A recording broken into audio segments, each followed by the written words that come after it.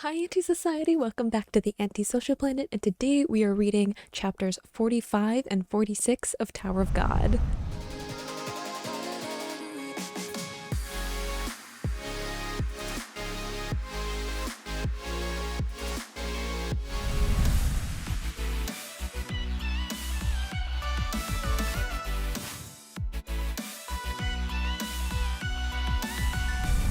So in the last chapter, we ended on a bit of an ominous note with Endorsi having her own plan within a plan. Very coon of her, but in this case, may entail the betrayal of her entire team. It's a little bit up in the air right now, exactly what she's going for, but we had all of this foreshadowing that perhaps some of the people on Team B believe that the best way for them to make it up the tower is to climb on the backs of those who have fallen around them. So, Endorsi talking about how that was her method when she became a princess of Jihad was, you had to take what you wanted from the other princesses. You had to defeat them and take their place, applying that to the tower, and may or may not be drastically betraying her team in order for her to win and continue up the tower. Maybe that might be what's happening. We haven't fully explored it, but at the moment we have Endorsi with Bomb, and he's pretty much on his own. There's a couple of other members of the team that were around, but they don't seem like they're going to be much of a barrier or a help to Bomb, so we're gonna have to see how he reacts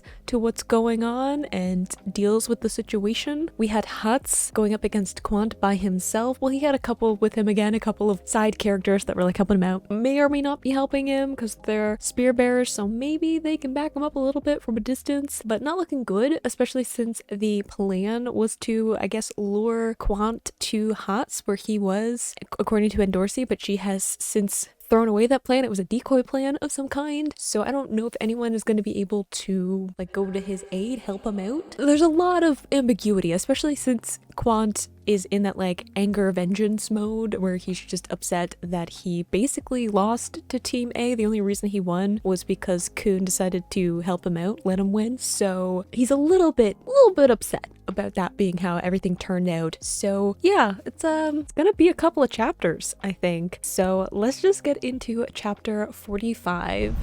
Okay, chapter 45. Let's see how this all turns out, shall we? Uh-oh. Yeah, he got beat up pretty good. He got smacked in the face. Oh, there was 3. That's right, there's the night guy. I forgot that he was in the same group because it was the one guy who kept signing with Endorsi was trying to point out that he was on his side. I'm confusing the 2 spear bearers that were with Hats and then the 2 that were with Bomb and Endorsi. This is a shame because I kind of like Endorsi, but she's doing what she's got to do in her eyes. Oh goodness, just the fishermen? Why the fishermen specifically? Because wasn't there something about them being the best group in this team? The fishermen had potential, but the rest, the teachers were kind of about, it was clearly a weaker team in their eyes. So she wants the other team's fishermen, or she wants these 2 eliminated so the other fishermen pass? Or are they the only ones? Does Team A have the other 4 and she wants them to win? I'm getting confused about the teams now. That's true. She's kind of in a spot where she's a little bit desperate, and I feel like that is also kind of why she's deciding to take the route that she is, because it's not like Kun or Lorray. Lorray didn't have to do anything in his test for Team A because he knew that he was going to pass. He did well enough up to that point that he was going to pass regardless of what he did. Kun had a similar thing where he was already doing really well, so he didn't have to worry about his performance really, but he did ensure that he looked really good before ending the test. So it's a little bit different for Endorsi where she can't really play around as much with what's going on. She really has to show up what she's doing, and like she says, even if they beat the ranker, it's not a guarantee that she'll win, so she has to do something spectacular to have herself stand out. It's not like Kun, who could afford to not win the test but still pass, right? He could not win the round but he would still pass in terms of having good enough score grades. I don't really know what they're score, I think it is, without having to do anything particularly out there. I mean, it was just Hung Sung and the Roro who actually noticed what he was doing, so even the other teachers grading him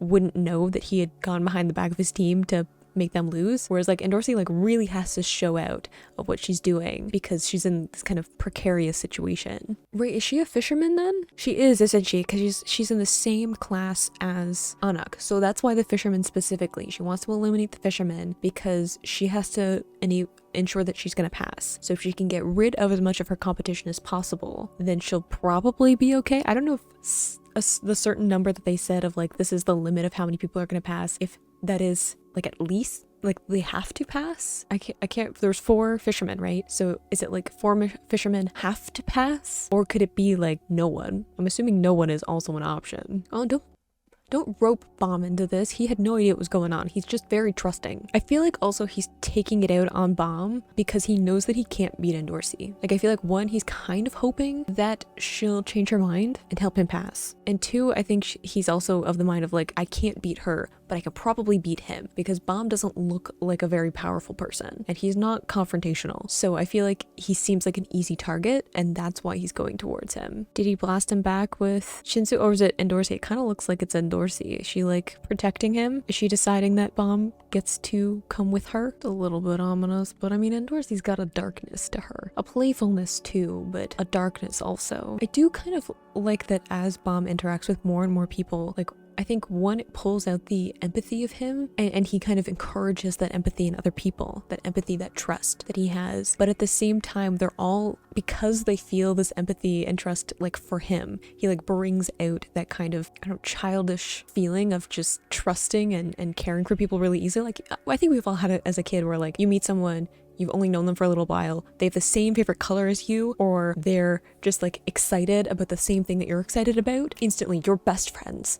And even if it only lasts for like the day, you're just like, we are immediately the bestest friends for all of eternity. And that's just like how you go into friendships as a kid. And I feel like that's the feeling that people have with Bomb, of like, they might start off a little bit suspicious and uneasy, but as soon as they start to get to know him, they become attached to that friendship very quickly because he's so trusting and he's just so genuine, and there's like really no smoke and mirrors with Bomb. Like he just is what he is and he just says what he's thinking, and like there's no like facade to anything that he's doing. And so many of these people just feel so strongly about their friendship with him that they're trying to teach him as they're going. They're like, we want you to be prepared and like know what it's like, because obviously Bomb does not have any idea of like what it's legitimately like to be in the tower. I don't think he had any idea what he was getting into. He was just like, I need to follow Rachel, and that was his only thought. So he has people like Kun and Endorsey who are trying to coach him, kind of let him know. I guess Lorraine is also kind of doing it from like a Shinsu user side of things, but just really trying to ensure that like he'll be able to make it, because they want to take him with them. Like Kun wants Bomb to come with him up the tower, so he has to ensure that Bomb knows what that means, like the sacrifices and the decisions that you're gonna have to make to ensure that that's gonna happen. I'm very nervous about Hats because he's got a sass, but it's like not the way that like Kun does it. He doesn't like say sassy things with a smile the way that Kun does. He just says it and he's deadpan and completely serious, but also will not take anything from anybody. I love it, but I'm worried about this fight because Quant is a ranker and Hats seems to understand what that means a little bit, but also he's pissed at what happened in the last round. So I'm nervous. I mean, I'm a little bit nervous about you trusting your teammates. Bomb will try to figure out a way though. I trust Bomb. Nothing else. I guess there's other teammates that are also doing this stuff, but I don't see this ending well for Hats, and I feel like that's why I'm nervous, is because it's the anticipation of just like getting to that point where everything goes sideways. Beautiful use of the panel though, to have them like kind of these still shots but all like overlaying with each other, so it's like one panel but you have like movement to it. It's a good way to just kind of like tell the story, but like in a condensed space, as opposed to like showing 3 different panels. And it also speeds it up. So one thing that I don't know if people think about when they read comics, I think about it because I'm coming from a place of how you make comics and stuff like that. But part of the way that you control time in comics, because it's not something like film where there's actually a set time where it is going to take this length of time, whatever length of footage you have, that is how long it'll take for the viewer to experience the story. With comics, it's how long it takes them to read through the panels. So you can't really control how fast somebody reads or like glazes over a panel. Like some people are going to stop and talk for multiple minutes like I am. Other people are just going to keep going. so you can't really control the time in that sense. But a way of creating the illusion of controlling time is how many panels you take. You can also do it with the size of panels, but it's a little bit different. So if you had 3 different panels, so like 1 for this movement, 1 for this movement, 1 for this movement, 3 stacked on top of each other, it would have taken longer in comic book time to get through each individual panel. So that would have slowed down the fight. Whereas this one, because it's all in one panel, it's a lot faster for people to read it. 1 panel faster than 3. And also it creates the illusion that this fight is happening really quickly, which I think is important if you have someone like Quant, who's just a very experienced fighter. We're trying to show off how good he is in this situation. So if you had it drawn out, it would have lost a little bit of that feeling. So having these kind of panels sort of overlapping, living within the same panel, just speeds up that fight, and it creates the illusion that this is all happening like in rapid succession, which is really good for this style. See, even this one, the way that, because again, we have like multiple panels for the fight. So a way of getting around this slowing it down, because you can't really do the same trick twice. So you couldn't continue with having this where there's like 3 movements happening within the same panel. It just would have felt weird and repetitive. So you have to break it out. But a way of getting around it is almost like a camera movement. So in this case, we're doing kind of 2 movements with this. One is kind of turning. So we're starting from like behind huts, then we're kind of to the side, then we're kind of further to the side. You can see from the stairs are kind of working as lead lines. So in film theory, lead lines is like when you have lines pointing towards whatever you want your focus to be. So a lot of the times you'll have like hallways or buildings that kind of face from foreground to back, and that just like creates a dynamic of like, I don't know, it's a good composition. I didn't study film theory, so I only know it from like a picture standpoint, but it's a good perspective of like scale, and also it is literally lines pointing to the middle of the frame, so it directs the audience's attention to whatever's happening in the middle, regardless of how big or small it is. So using the stairs as lead lines as we like shift back to sort of where we were in the first panel, so there's kind of this rocking motion to the camera, the frame, until we go back to like the front of Hots again. But the other movement that we're using is moving in. So we start pulled back on a very wide shot in this first panel, and then we slowly get closer and closer to what's happening. So the way that the author, I was gonna say artist, but they're the same person in this case. Yes.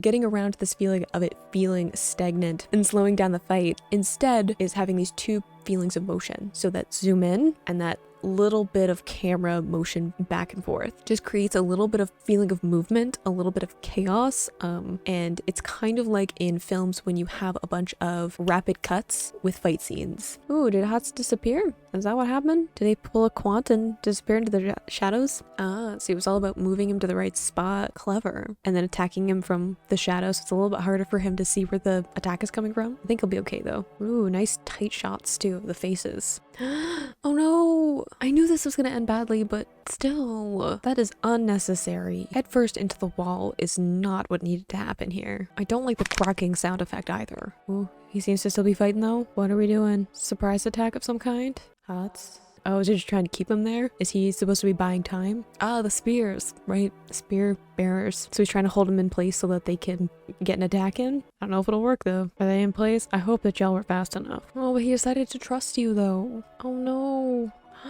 Hots. See, this is the problem that I called last a couple chapters, because they aren't working together. They don't see themselves as a team. Like, Team A very quickly decided who was in charge, worked as a team, and just did a really good job of working off of each other. Team B never had that. It was very, very chaotic, and even when Endorsey took over, kind of in charge, decided to be in charge, she wasn't trying to bring the team together the way Kun was. Kun was very much trying to get all the pieces to work well together to create a whole. Endorsey wanted that chaos to have her own plan, and maybe that'll work out for her, but because of that, everybody's inclined to do their own thing, and it just makes it really hard for anything to work coherently, because everybody's kind of trying to do their own thing and going off book if it seems like there's an opportunity. And because of that, it means that no one can rely on each other. You can't ensure that like one movement is going to result in another result, right? There's no like cause and effect that you can rely on in this plan, unlike Kuhn's, where everybody knew what the plan was, they knew what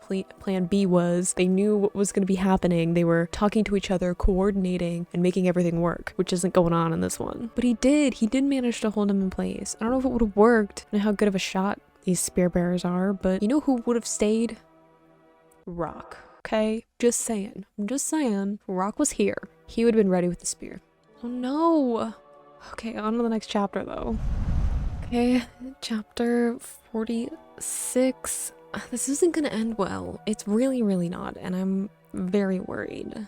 And he decided to trust them, and then they weren't there to back him up. The poor darling. I feel like Hatsu's the kind of person who already kind of has issues like getting close to people, letting people in, but deciding to trust his team because that's like just how it works for him. Like he can trust his friends. He's used to people like Shibitsu and Bam and Kon and stuff like that.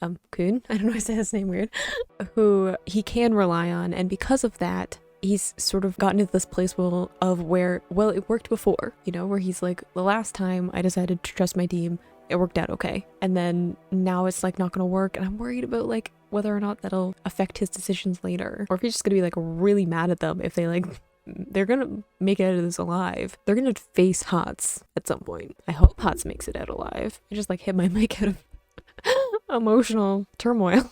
Yeah, they ran away. What's happening? Oh no. I also think they need to work together to win, but it's not gonna happen. Oh, there's a bunch of betrayals happening. Believe me. What happens if Quant catches up with them though? Like what's the plan? We're just running away? What are we doing? See, that's what I was saying. I'm like, you're gonna have to like face Hats at some point. And I don't know how well he's gonna deal with it, because he seemed pretty upset with Anak when she was like doing her own thing. Are they gonna try and work together against Endorsey? What's Bomb gonna decide? Like they're like beside each other, and then she takes a step forward and he's like, nope. Is he just like scattering around? Is that what we're doing? Ryan, did I know that and forget? Probably. This guy, can you? I don't want to be on the same page as Ryan though. Do you trust him? I don't know, because you seem to really want to switch sides to whichever one is winning and makes you potentially look good by like association. See? This is what I'm saying. Nobody's working together. Okay, just be decent people, work together, and you can outsmart and outmaneuver everybody later. Right now you're a team. Ooh, getting hit in the head a lot during this, specifically by Endorsey. I mean, that's the thing too of like the heavy concentration of Shinsu. Wasn't Endorsey the one that like said it was refreshing? One of the people who said it was refreshing to be in that much Shinsu again, because she's probably used to a higher concentration if she's with the princesses of Jihad. So she probably has training in this kind of density in the way that like a lot of the other regulars do not.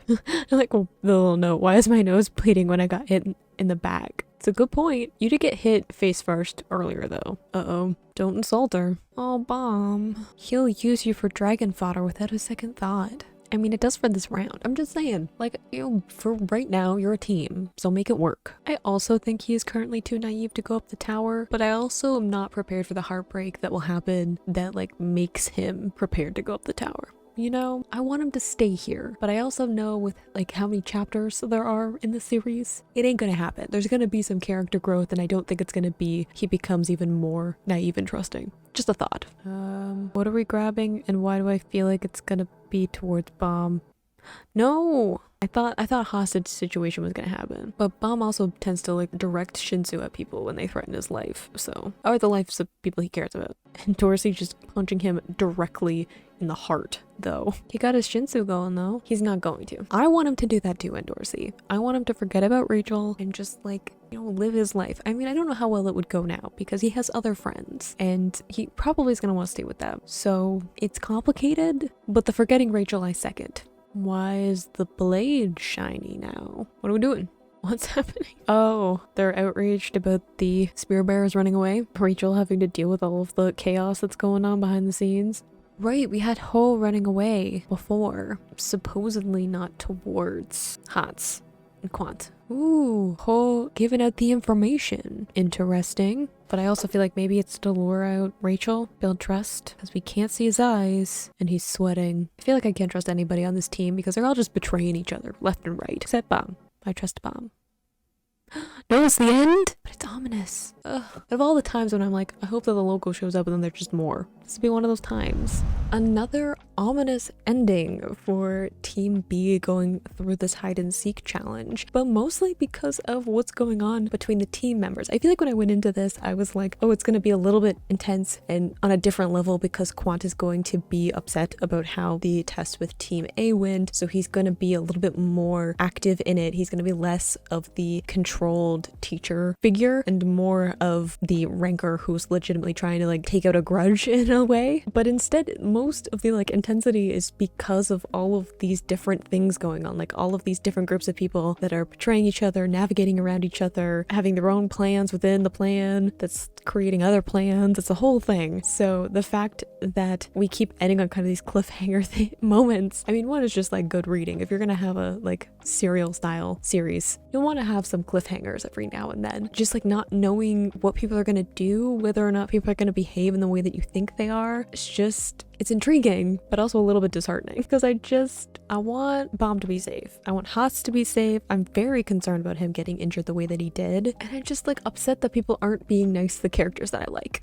I don't know how I feel about what's going on with Rachel in this one. I'm sorry, Michelle. Whatever she wants to call herself, because I don't particularly like her, but Bomb is very attached. So like I might be upset if he gets upset, you know? But also I feel like because it's all leading back to Bomb, that makes me nervous too. Like who is it that wants Bomb to fail? And I know that in the last reaction, I talked about like maybe the person who sent the note to Ho was Endorsey. I don't think that's true because of how Endorsey is treating him now. I think that she legitimately wants him to pass and she feels a friendship with him. It's just that she wants to defeat the other fishermen because she wants to ensure that she's going to pass. So that's like where she's coming from. It's more about these two fishermen that she's up against and less about everybody on the team. I don't think she really cares about what happens to the other people on Team B as long as she gets to be one of the fishermen that passes. So I don't know. I still think it's Leotard Girl because she's also a wave controller and she's got a grudge, I think, against Bomb because of how the bonus round went. So maybe that's why. Maybe I'll get blindsided and it's like Lorray and I'm just gonna not know what to do because I just feel such a kindred spirit to him. I